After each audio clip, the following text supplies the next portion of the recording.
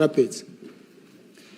Vice President Ndaba Nkosinathi Gaolathi, Chief Justice of the Republic Gaolapelwe Kitlogetswe, former presidents, former vice presidents, cabinet ministers, President of the Court of Appeal, Deputy Speaker, Assistant Ministers, Leader of the Opposition, Members of Parliament, Ambassadors and High Commissioners, Chairman of Mdlwari Khosi,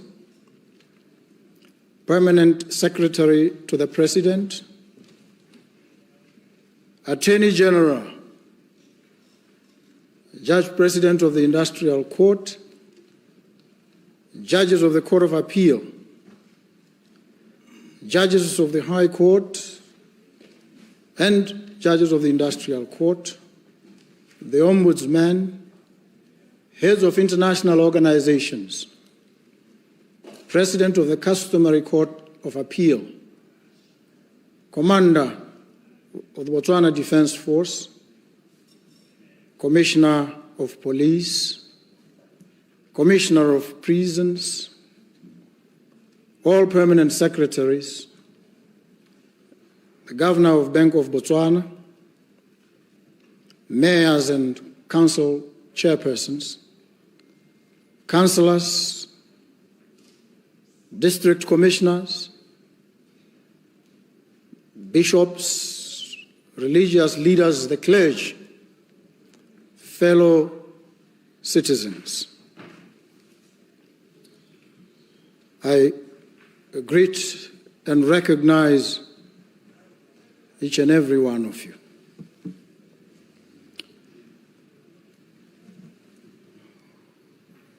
We meet here today. Esteemed Speaker, Botswana besu, esteemed residents of this republic, friends of Botswana, greetings to you all. May I request that we start by rising for a moment of silence in honor and remembrance of all those who have departed since our last sitting. Fellow members of this House from the previous Parliament, citizens and residents, public servants, including erstwhile Member of Parliament for Kalagadi South, Dr. Micas Chimbombi, whose services and sacrifices have strengthened our nation. Moment of silence in their honor.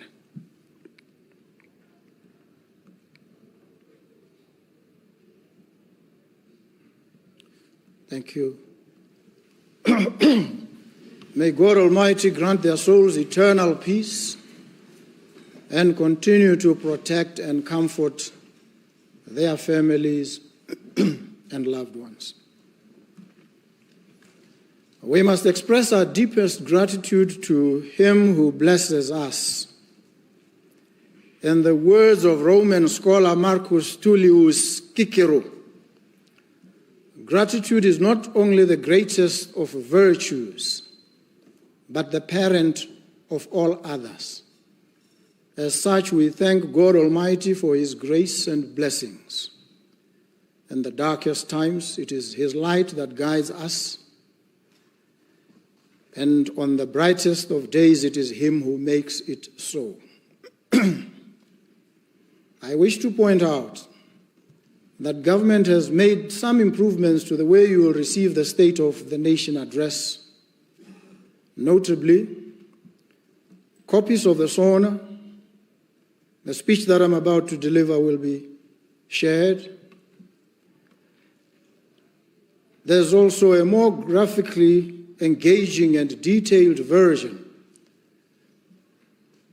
that will be shared digitally to enable richer discourse among society. This is our way of enhancing availability of information and our increased accountability to the nation. The second session of the 13th Parliament commences today. We gather here as triumphant champions, makers of history, led by heroes and heroines who carried us to heights never seen before. We are a generation of many firsts. The first government led by the Umbrella for Democratic Change, UDC. The first African country to win in the 4x400 meters relay at the World Athletics Championships. We have Botswana's first men's 400 meters world champion. We have our first Olympic gold medalist.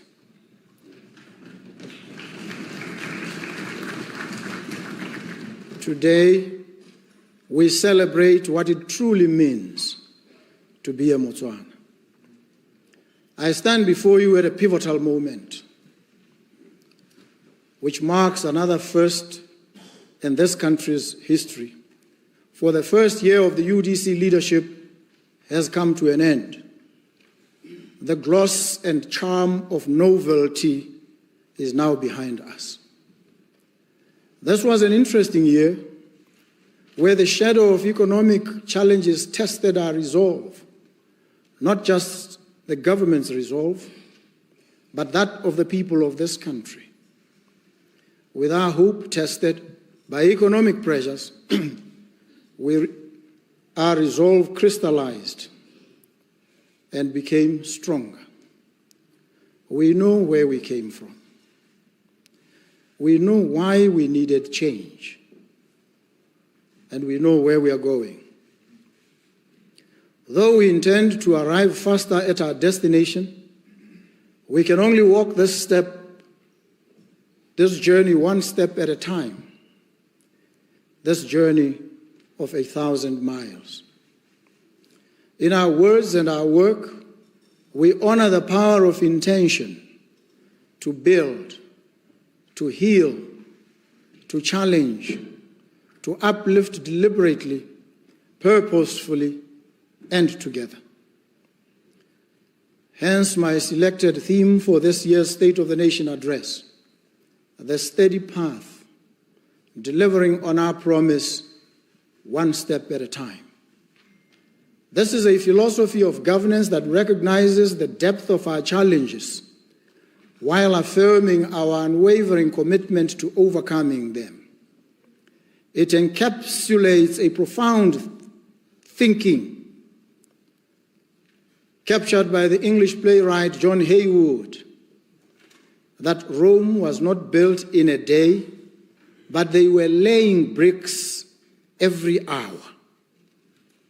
Hour by hour, we lay brick by interlocking brick. To the untrained eye, it looks like an untidy landscape of bricks strewn all over the place. But with time and patience, it'll begin to take shape. You'll soon see the skeleton of the Colosseum, the concept of the Roman Forum, the inklings of the Pantheon, and a hint of the Trevi Fountain. Slowly, meticulously, Rome is taking shape. Today I lay before you the methodology behind the vision. I give you insight into the master plan. I detail the bricks already in place and the ones we are yet to lay. Our economy, long sustained by wealth generated from mining, especially of diamonds, now faces the sobering reality of global market shifts. Our fiscus is under tremendous strain, bearing the weight of unprecedented global macroeconomic challenges. The goose that lays the golden egg is in critical condition. The UDC government entered office with strained fiscus, depleted coffers, employees owed, contractors owed, farmers owed, a debt of hope to the people and resentment by its rivals. The resentful pray and hope for the UDC to fail, and as such pray for the country to fail. But we will not fail. This country will not fail. The doomsayers wrote us off in the lead up to the 2024 elections. The prolific punditry of doubters and naysayers assailed us all. Analysts and prophets of all colors and hues foretold our spectacular failure at the polls. We were dismissed with such casual certainty and contempt. We stood no chance. The entire press corps of this country was aroused, mobilized and weaponized against the UDC. They predicted, they analyzed, rendered opinions dressed up as fact. They spoke with such authority and confidence. Acres of newspaper space and extended amounts of airplay were devoted to spreading chronically prejudiced views of our adversaries and detractors. On the 30th of October 2024, the people spoke. On that day, all the predictions and prophecies of our detractors evaporated. It became a day of dissolving certainties. On that day, we experienced the most beautiful symphony of comeuppance ever served. History had been made, and the clock of time continues to chime. I stand here today bearing the weight of history. I remind us all of 2024, of our struggles and our strivings, as a way of saluting and humbly acknowledging the supreme sacrifices made by our activists and our people. I stand in absolute awe of the resilience and fortitude of the people of this country. I remind those who cursed and dismissed us that their negative fetishes and fantasies did not happen then. They will not happen now, and they will not happen ever. I say this not to mock. I say it because it is the truth served raw. I want us all to know and always remember that the UDC is an indelible portrait of courage and defiance in the face of denial, denigration, and belittlement. Our central and guiding concern is and always has been to transform the lives and livelihoods of the people of this country. From our conjunctural analysis, we knew we had to address this concern. To achieve this objective under conditions of uncertainty, with diminished resources, and facing a vicious pushback, even from those yet to recover from the trauma of their failed predictions and prophecies. Undeterred, we made bold promises and solemn undertakings to our people. We promised to cut electricity and water tariffs by 30% and make them affordable to every household. We have delivered the 30% reduction in water tariffs and extended a 50% amnesty on outstanding bills for all households.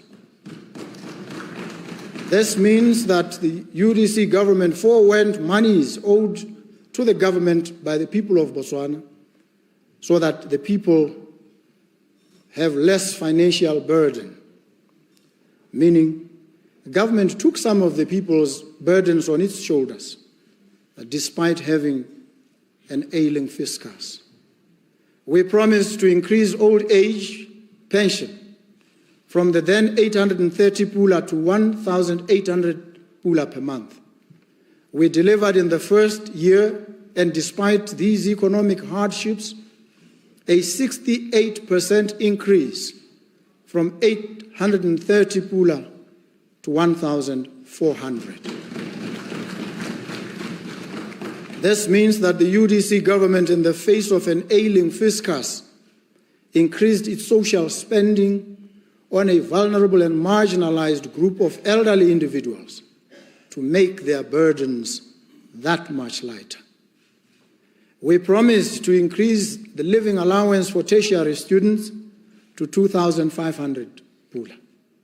We have, during this economic hardship, delivered in the first year for the hardest hit segment of the student community a very significant increase on the technical vocational education and training TVET allowance from 300 pula to 1,900 pula.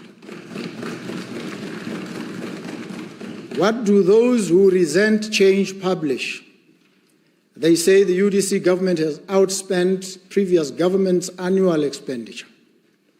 They omit to tell you that the increase is caused by giving money directly to the people of this country that need it most, with a 68% increase to old age pensions and a 533% increase to TVET allowances. Mind you, we intend to spend more on our people who have more needs that necessitate the spending. The flashy headlines neglect to mention the people actually benefiting from the increased expenditure. When we give 300 pula allowance to nursing mothers, as we surely will, our expenditure will increase. When we attain the old age pension of 1,800 pula, expenditure will increase. When, not if, when we pay students their 2,500 pula allowance, expenditure will increase. When we begin hiring for our 24-hour public service economy, expenditure will increase. We have no qualms of conscience, absolutely, about increasing expenditure for the improved welfare of our people. We promised to deliver a proper constitutional review. In the first year, we've delivered visible progress. The government has gazetted the Constitutional Amendment Bill, which seeks to establish a constitutional court. The bill is ready for debate in the current session of Parliament. This will pave way